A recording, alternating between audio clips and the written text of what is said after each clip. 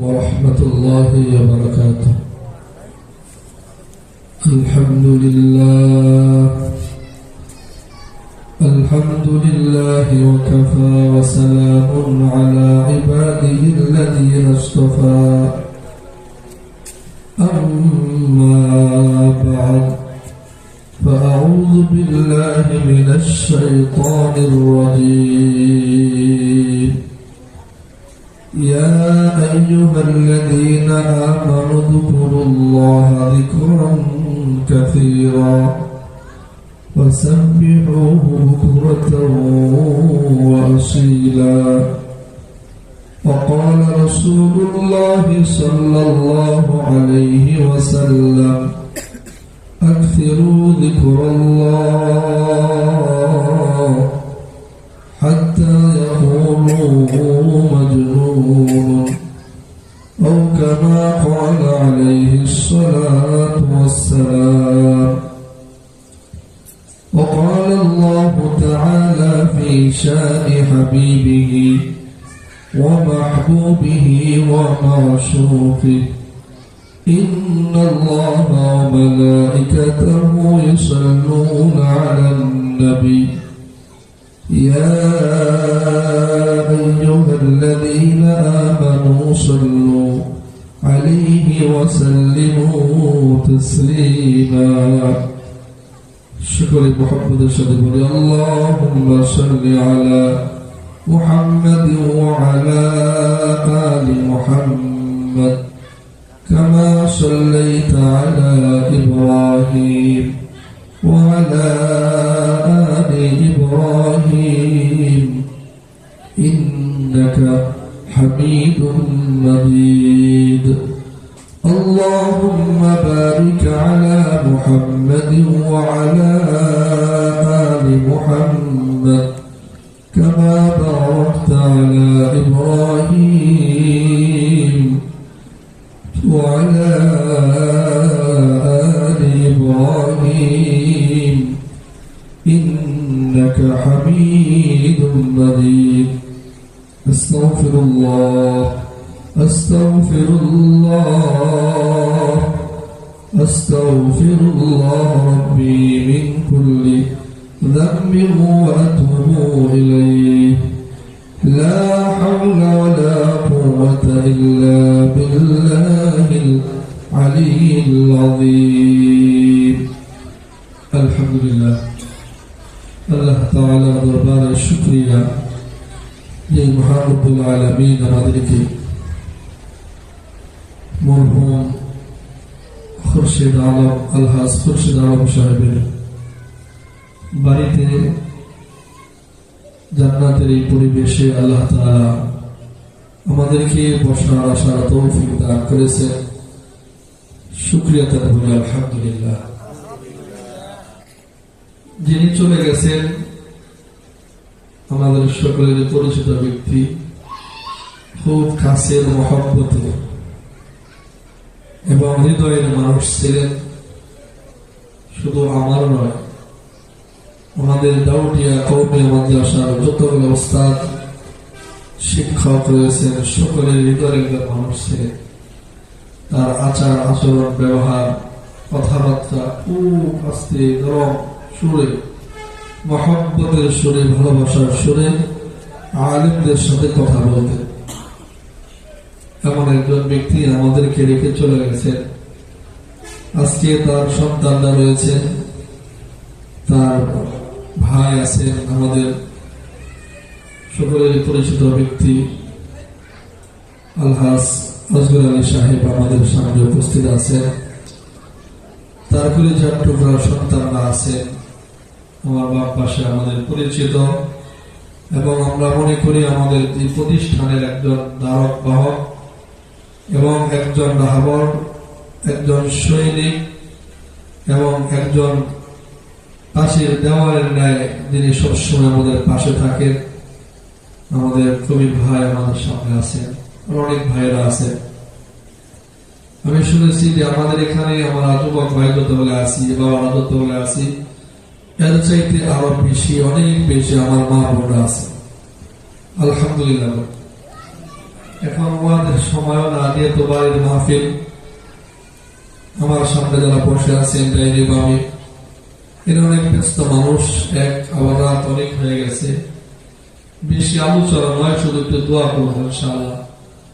আল্লাহ তাআলা যেন আলহাজ মরহুম খুরশেদ আলম সাহেবকে আল্লাহ তাআলা তার কবরটাকে জান্নাতের বাগান বানিয়ে দেন, আমিন। তার পরিবার পরিজন, আত্মীয় স্বজন, ছেলে মেয়ে, নাতি নাতকুর যারা আছেন, আশেপাশে যারা আছেন, আল্লাহ তাআলা সকলকে যেন মাফ করে দেন। এই দোয়াটাই আমাদের কাজ। কি ওয়াজ তো আমরা দীর্ঘ সময় শুনলাম, আমরা মুরব্বীদেরকে কষ্ট দেব। শুধু একটি কথা আমি বলবো, সেটি আমলের নিয়তে। ওয়াজে যাবই না, শুধু আমলের নিয়তে অল্প সময়ের মধ্যে 10-5 মিনিটে শেষ করে দেবো ইনশাআল্লাহ। রাজি আছেন তো আপনারা ইনশাআল্লাহ?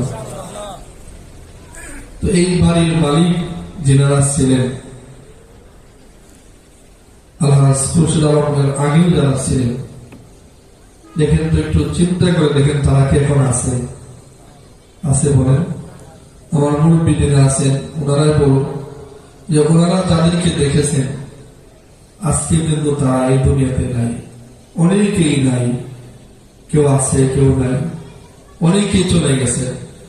আমরা আজকে যাদেরকে নিয়ে বসেছি, মা বোনরা আছেন, আমার ভাইরা, দেখবেন এই 2-1 বছরের মাঝেও হতে পারে, আল্লাহ না করুক 10 বছরের মাঝেও হতে পারে যে আমাদের এই পরিবার থেকে, আমাদের এই আত্মীয় স্বজনের মাঝে থেকে কেউ চলে যাবে। রাখার ক্ষমতা কারো নাই, কেউ রাখতেও পারবে না। আল্লাহ তাআলা স্থায়ীর জন্য এই দুনিয়াকে রেখে নেয়। আমরা যারা বিল্ডিং করেছি, এই বিল্ডিং রেখে চলে যেতে হবে। যার বাড়ি আছে, টিনের ঘর, তারও রেখে চলে যেতে হবে। তাহলে এই বাড়ির মালিক আমি না, এই বাড়ির মালিক অন্য কেউ হবে, ছেলে হবে, মেয়ে হবে, নাতি নাতকুরা হবে। আজকে যেমন খুরশেদ সাহেব সবকিছু রেখে চলে গেলেন, সাথে 1% জায়গাও নিয়ে দেয় নাই। যাবার সময় 6টা ছেলেকে বলে নাই যে আমার যাবার সময় তোমরা আমার কাফনের ভিতরে 1 লক্ষ টাকা দিয়ে দিও। যখন ফেরেশতা আমাকে প্রশ্ন করবে, যখন আমাকে বলবে মান রব্বুকা, আমি যেন তাদেরকে বলতে পারি আমি তো কিছু জানি না, 1 লক্ষ টাকা আছে দিয়ে দাও। এই জন্য সে টাকাও তার সাথে নিয়ে যায় নাই, বরঞ্চ আমরা তাকে এমন ভাবে রেখে আসছি, আপনজন কাছের সবচেয়ে নিকটের তারাও কিন্তু তার কবরের পাশে কেউ বসে থাকে নাই, তাকে রেখে আমরা চলে আসছি। কথা ঠিক না বলি? আমি যদি এখন মারা যাই, আপনারা যদি কেউ মারা যান, আমরা দেখি আমাদের এই রুটের মধ্যে অনেকে মারা যায়, রাস্তা অ্যাক্সিডেন্ট হয়ে, এমন হয়ে যায় রাস্তার মধ্যে পিছু যায়, এমন হয়ে যায় ঘর থেকে বাহির হয়েছে, আবার বিকেল বেলা আসবে, মার কাছে অনুমতি নিয়ে যায়, মা আমি যাচ্ছি এক জায়গায়, আমি বিকেলে আসবো। মা অপেক্ষায় থাকে যে আজকে মেহমান আসছে, রান্না বান্না করছি, ছেলে আসবে বিকেলে খাবে। সন্ধ্যা হয়ে যায়, রাত হয়ে যায়, সন্তানের কোনো খবর নাই। মায়ের কাছে সংবাদ আসে যে দুপুরে একটা ছেলে অ্যাক্সিডেন্ট হয়ে মারা গেছে। কার যেন ছেলে আমরা তো চিনতেছি না, চেহারা বোঝা যাচ্ছে না। তো মায়ের ভিতরে কলিজার মধ্যে এরকম ভাবে একটা ধারণা, এবং তার কলিজায় পাল লেগে যায় যে না হয় আমার সন্তান মনে হয় সেই হবে অ্যাক্সিডেন্ট হয়ে মারা গেছে। এমন অনেক মানুষ চলে যায় গেছে, অনেক মা বোন অল্প বয়স, এমনকি নিজের বাবার সামনে সন্তানের লাশ, নিজের মা এত 10 মাস 10 দিন একটা বাচ্চাকে কত কষ্ট করে নিজের পেটে ধারণ করে, মার মনে আশা ছিল একটি সন্তান আল্লাহ তাআলা দান করবেন, সন্তানটা আসবে, একটু কথা বলবে, বা আসার পরে চিৎকার করবে, কান্না করবে, বড় হবে আমাকে মা বলে ডাকবে। এই জন্য 10 মাস 10 দিন তাকে কত কষ্ট করে মুখে ধারণ করে, মা তাকে আর এত ওই কঠিন সময়ের মধ্যে দুনিয়াতে আসার সময়ও মার কত কষ্ট হয়। মার আশা হলো সন্তান একটা আমাকে ডাকবে, আমি আমার সন্তানের চেহারা দেখবো, তার মুখের একটা কথা শুনবো। এই অপেক্ষাও মাও থাকে, বাবাও থাকে। দেখায় অনেক সময় দেখা যায় যে 7 দিন, 2 মাস, 3 মাস, 1 বছর, 2 বছর পরেও ওই সন্তানটা মা বাবাকে রেখে চলে যায়। এমনও অনেক সন্তান আছে, হাঁটতে পারে, চলতে পারে, দৌড়াইতে পারে, খেলতে পারে। এমন সময় দেখা যায় পানিতে পর সন্তান মারা যায়, যাই কি যায় না? অনেক চলে যাইতেছে আমাদের কাছ থেকে। তো আমরাও একদিন চলে যাব, এটাই সত্য, এটাই বাস্তব, এটাই আসল। এর মধ্যে বিন্দু মাত্র কোনো সন্দেহ নাই। তো আল্লাহ পাক রব্বুল আলামিন, সংক্ষিপ্ত কথা হলো যে আল্লাহ পাক রব্বুল আলামিন আমাকে বলার মতটা জবান দান করেছেন। সুবহানাল্লাহ। এখন আপনি জাহাঙ্গীর ভাই, বড় ভাইকে কবির ভাই বলে ডাকেন, চাচাকে চাচা বলে ডাকেন, মাকে মা বলে ডাকেন, ছেলেদেরকে কাছে ডাকেন যে আমার কাছে আসো, বাবা আসো, মেয়েকে বুকে জড়িয়ে ডাকেন, চুমু দেয়। এমন আল্লাহ তাআলা একটা ডাকার সুযোগ আমাদেরকে করে দিয়েছেন, এক নিয়ামত আল্লাহ তাআলা দান করেছেন। জবান দিয়ে আমরা ইচ্ছা করলে যাকে ইচ্ছা তাকে ডাকতে পারি। কি পারি কি পারি না বলেন? পারি না? আপনি যদি বলেন আপনার মাকে ডাকবেন, ডাকতে পারবেন না? মা ডাকতে পারবেন না? বলেন। ইচ্ছা করলেন যে সন্তানকে বাবা আসো আমার কাছে, ডাকতে পারবেন। মাকে যায় ডাকবেন, স্ত্রীকে ডাকবেন, বোনকে ডাকবেন। বোন বাড়িতে আসছে অনেকদিন পর, বোনকে বোনের কাছে বসবেন, কথা বলবেন, বোন বড় খুশি হয়ে যাবে। বোনরা এত কিছু চায় না, বোনরা চাই শুধু ভাই বোনের খোঁজ খবর রাখবে। বোনের সংসার বোনেরা করে, ভাইয়ের সংসার ভাই করে। তো বোনদের একটা আশা হলো আমার ভাইও আমার খোঁজ খবর নেয়। সুবহানাল্লাহ।